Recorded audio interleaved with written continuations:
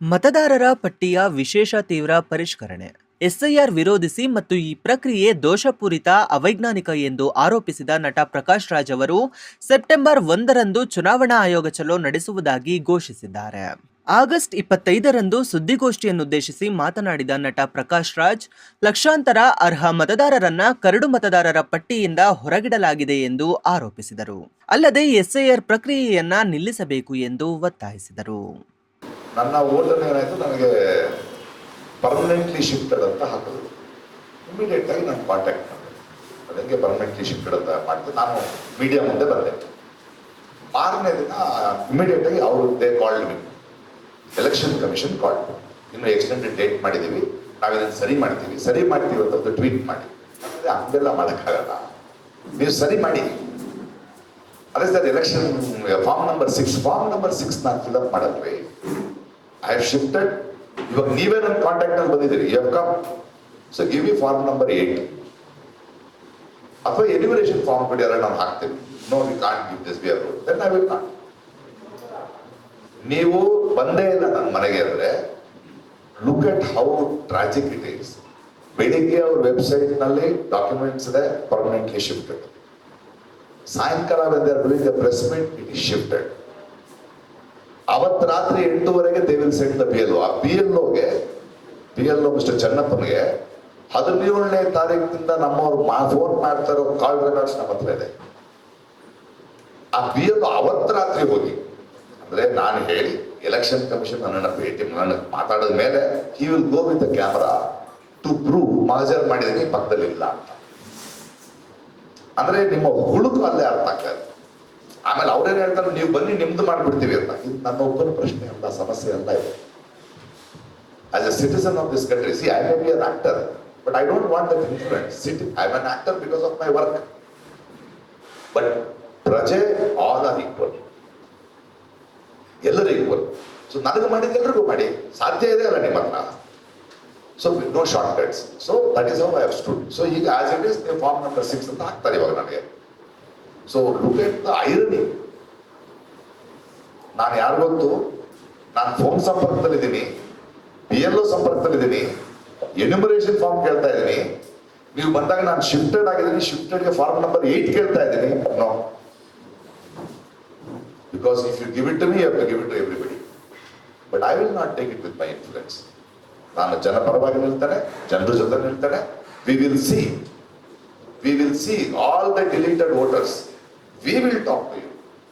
We will go to court. We will go to the government. 13 states ನಲ್ಲಿ ಆಯ್ತು. Supreme court 2 ವಾರದಲ್ಲಿ ಕೊಡುವಂತು. It's more than 12 weeks now.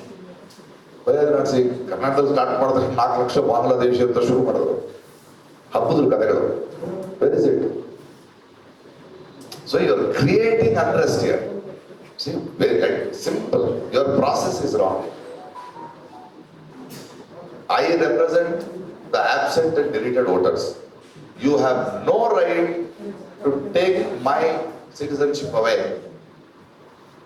You have no right to tell me, after living in this country for so many years, paying tax in this so many years, to come and stand at your doorstep and say, please enroll me as a new voter or a new citizen.